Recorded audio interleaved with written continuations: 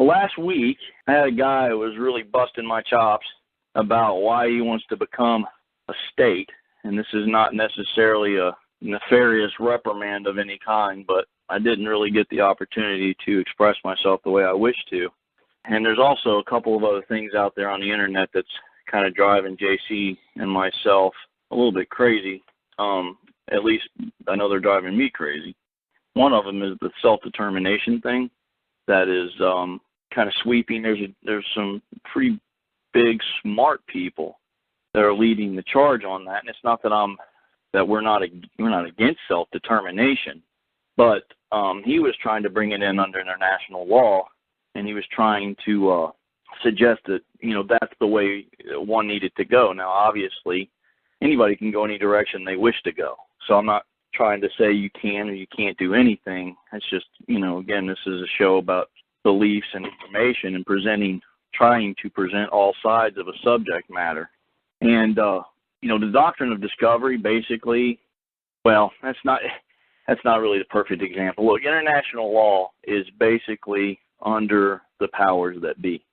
I mean, that is a system that, there's rules, regulations, codes, standards, treaties, all these things. And besides, when you call yourself a state, once again, you've coupled your name, you've coupled the man with a title. And now you went from having rights to having duties, obligations, and privileges. And so what did you really accomplish? The point that we're trying to get to is to get people to be self-governing. And people are self-governing every day. When you go to the bathroom, when you walk down the hall, when you drive your car, when you don't hit oncoming traffic or run into the wall at the end of the hallway, that's self-governance. And everything is really just kind of along those lines. But it kind of tied in with the last two Saturdays lessons about trying to determine what side of this coin you're wanting to be on. And since, that was pushed so heavily on the last show, I'd like to take at least a few minutes on the show to discuss it and read a couple things to you guys and give you guys something to kind of think about. I put together this document real quick, and, obviously I'm not saying everybody has to believe the Creator is this, but my belief and the majority of the people on here, the Creator is Yahweh, the God of the Bible. He creates man and woman, who in turn create tribes. The tribes turn into city-states and form governments. The governments form states. The states form countries. And there you go. So I'd like to I'm going to read out of Black's Law Dictionary to get the legalese side of things, and Webster's 1828, and then share a couple things with you. So just briefly, Black's Law Dictionary defines a state as a noun, a body politic, and these definitions, man, are really cool because they kind of answer the questions for us. The body politic, or society of men, united, and there's a difference between men and man, united together for the purpose of promoting their mutual safety and advantage by the joint efforts of their combined strength, the public, one of the component commonwealths of states of the United States of America. In Webster's 1828, it's also a noun. State is the condition, the circumstances of being or thing at any given time. An instance is a body is in a weak state. The state of mind is favorable for the study. The modification of anything, and this I thought was really interesting, a state or possession. So like a political body or body politic, the whole body of the people went under one government. Municipal law is a rule of conduct prescribed by the supreme power of the state. Now, if I read that definition, not only does it tell me it's actually a state of mind or a conditioning, but it's literally a possession, like a demonic possession. You're taken possession by a supreme power in a state. So if you're in a state and you're not man, but you're a person, who's the supreme power? So let's say that you're the gentleman from the other night, and you wish to get out from underneath the United States government, and you wish to form your own little shindig, and you're going to get your own cats together, and you're going to go do your little thing. Okay, you start forming your own little government. You find an atoll somewhere, like another gentleman did, and you form your own little country, and then you sign on to international law. What did you accomplish? maybe you got out of paying some type of tax. Maybe you received some title of ambassador.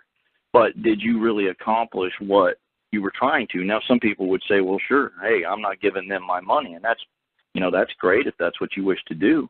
But if you go form your own thing and you pull in other people, what are you going to do there? I mean, if you're going to build something and come together as a body politic and take possession of something, you're going to have to create something. So you're probably going to have to end up giving more of your money time. I mean, look at what the founders of the United States had to give. They pretty much pledged their everything, their lives, fortunes, and sacred honor. So they pledged themselves to one another. Now, it ended up working out for their posterity, but a lot of those guys kind of had a rough way about it for quite a while. So a state, I mean, think about some of these words, man, like a state equals a status. Like you have a status within a state under statutes, which makes you a statue or a dead person, turning you into a statistic. So you literally go from man, now you take your possession, you become an estate or a state of mind under a statute or a rule, code, statutes, and that derives from statue, which is an idol, which is a dead person, which is exactly why a dead body is called a corpse, turning you into just another statistic. And for the life of me, I can't figure out, it doesn't solve the problem. I mean, it's a decent idea when you think about it on the surface, but, what we're trying to do is solve problems and not just worry about the symptoms of this problem. We're trying to get to the root of it, and the root of it is you've got to take and leave the person behind, legal person, and become man again. So, in my opinion, going the route of a state through international law, you just maintain a status of person, and a status is not the same as standing. So if you go over to Black's Law Dictionary, and we talked about this a couple of weeks ago on a Saturday call, the definition of a church, in its most general sense, the religious society founded and established by Jesus Christ to receive, preserve, and propagate his doctrines and ordinances. A body or community of Christians united under one form of government by the profession of the same faith and the observance of the same rituals and ceremonies. So the Webster's defines it as a house consecrated to the worship of God Yahweh. Yahweh is mine. Among Christians, the Lord's house. Now listen to this. The collective body of Christians, of those who profess Christ, acknowledge him as a savior of mankind, and the particular number of Christians united under one form of ecclesiastical government. JC was talking about how the highest law in the world is ecclesiastical. So, once again, if you're under international law and you're under codes, rules, regulations, statutes, the UCC code, and you're always going to the master and asking his permission to leave, asking his permission to do this, signing on, hey, you won't hit me or hurt me if I just sign up with you, right? You're going to be my buddy. And it reminds me of that Tom and Jerry commercial where that dog used to jump over Spike and go, we're pals, aren't we, Spike? Huh, Spike? Hey, Spike, hey. It's like what happens when that greater power, that protectorate, suddenly decides they want your land, they want minerals, they want your labor, this is how it's always been. And yes, there's a bastardization of churches that do that because man is not, infallible, and we all make mistakes. But if we're trying to come out from under the authority of another power, supreme power, like Black's Law defines it, one of the ways that JC and I have found, and this is not just our thing, Brother Gregory from His Holy Church was very helpful in helping us to understand parts of this. And if you go to His Holy Church website, he has the free church report. It's phenomenal. The guy is brilliant, and he does a lot of paperwork for you and shows you the examples of how to bring yourselves out from underneath these earthly governments that would abuse their powers.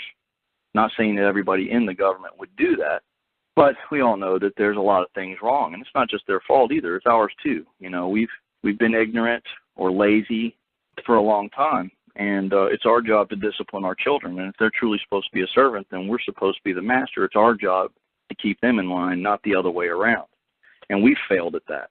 But if you look at, so Yahweh creates man, man creates the USA. It's one nation under God, but God is all capitalized, isn't it? What God are they talking about? Yahweh's name is not God. That's what he is. That is not who he is. He is a God, but he is the creator. And, of course, that's from, my belief. What is it? E pluribus unum, out of many, one. So now you go back under, the church is supposed to be all of mankind under the creator Yahweh in one form, right? That's what it says, to be uniform, or to be formed under the government in one form of government by the Christians. That's what Black's Law says. Words like inform, uniform, conform, it's like taking water maybe and pouring it from one vessel to another. Like if one's shaped like Mickey Mouse and you pour that water into that vessel, that water is Mickey Mouse. But then if you take it and you pour it into a vessel that looks like Donald Duck, when they look at that vessel, what are they going to see? And so that same thing rings true with us. Like if you fill out a form, which is one of the things that JC had wanted to talk about tonight, there was a guy who was insisting that, the state provided this form. That's something, JC, I'm going to leave for him. But when you're in form or you fill out a form, you're filling it out. You're becoming that form. You take on the form of that entity. So if you take on the form of a U.S. citizen and you pledge your allegiance to that king, well, now you're subject to all the code, statutes, one government under the personhood. So now you're literally a dead fiction, and you have no rights and you have no power. Under the church, you have all rights.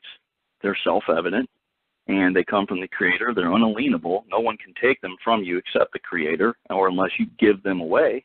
And you truly have free will to decide your own destiny.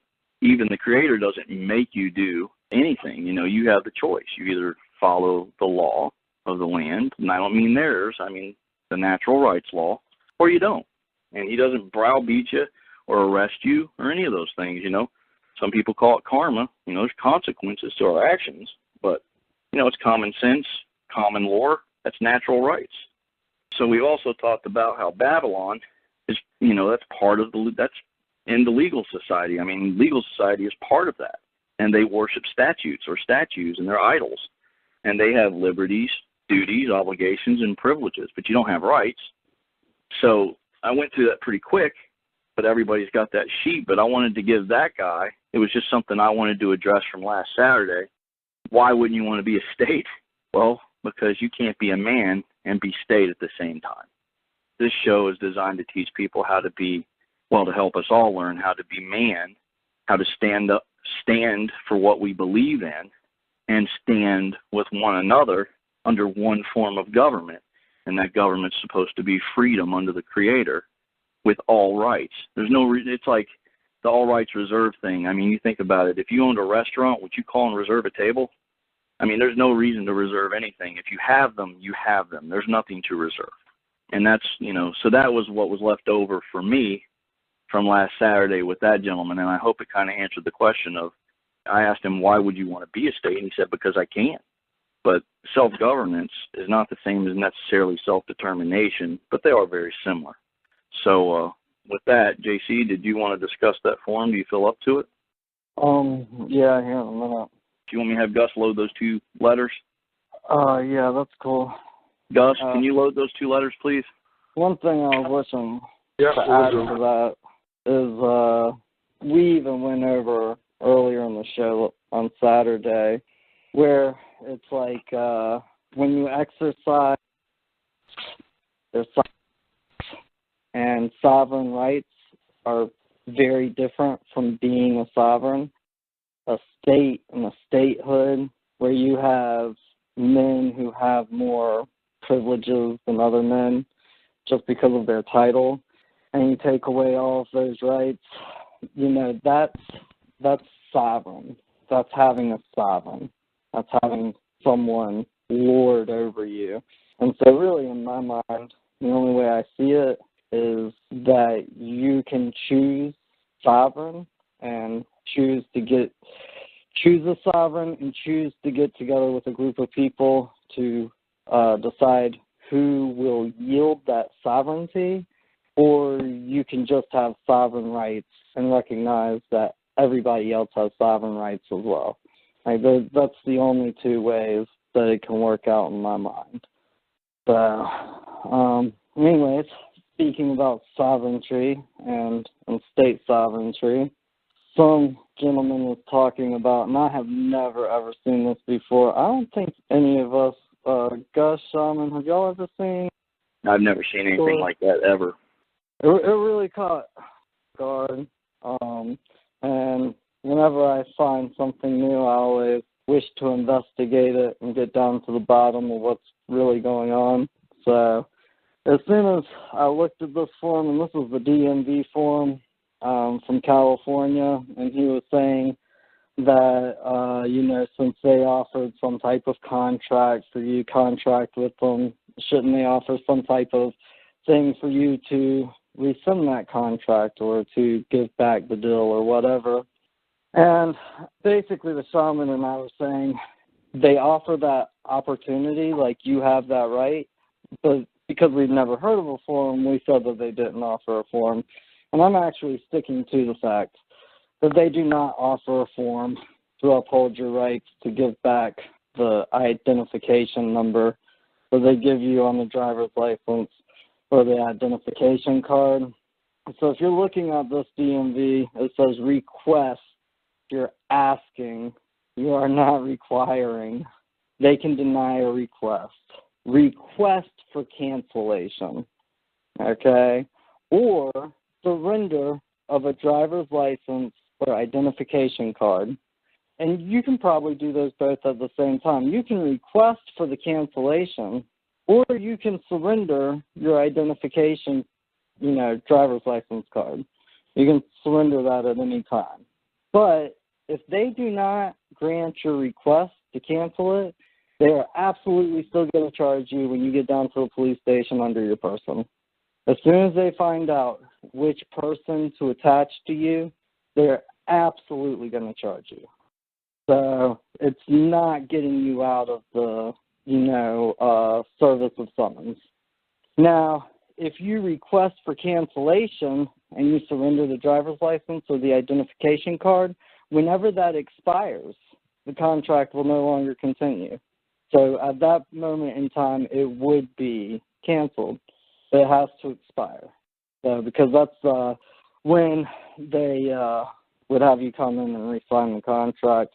And it's pretty interesting. Like over in the United Kingdom, I believe that they allow you to have the driver's license for life so that you don't have to go back in there and make the decision of registering or not.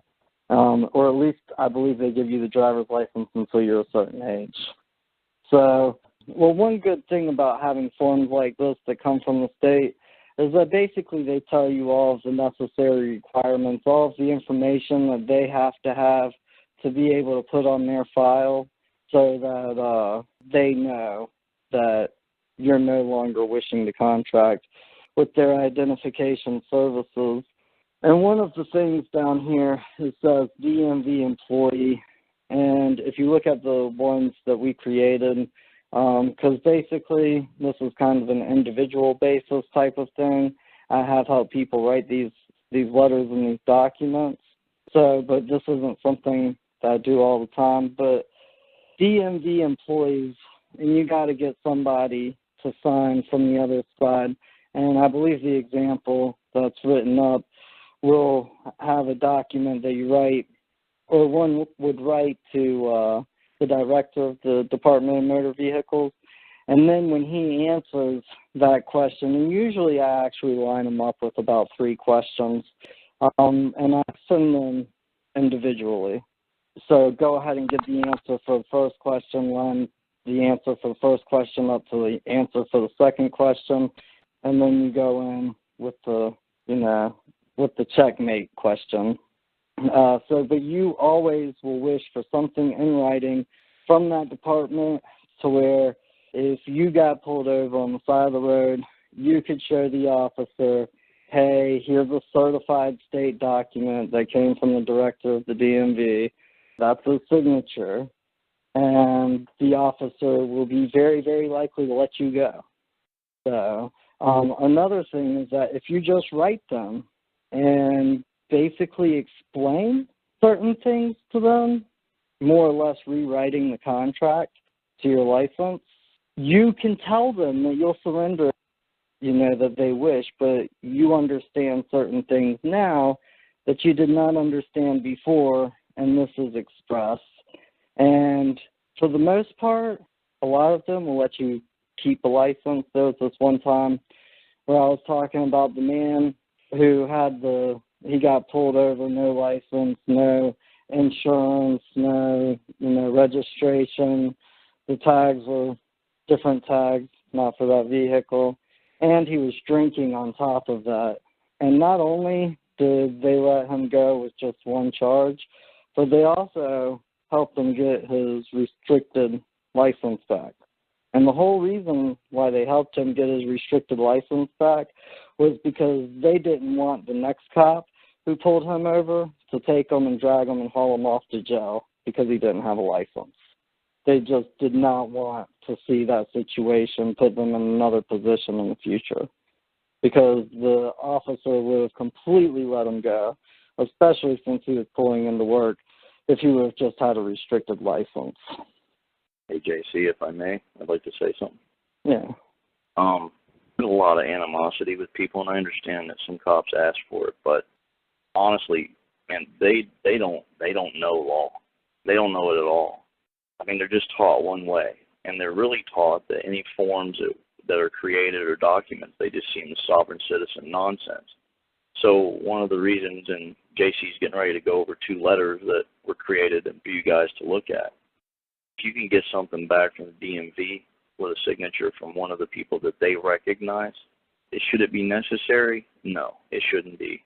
It should be as easy as walking across the street. But unfortunately, we're dealing with a lot of ignorance from a lot of people on both sides. So these are things that we have to even help them overcome. They're rational people. There's a lot of good guys and men and women in seats of power and in government who just are as ignorant as anybody else. So just keep that in mind when you're dealing with these guys.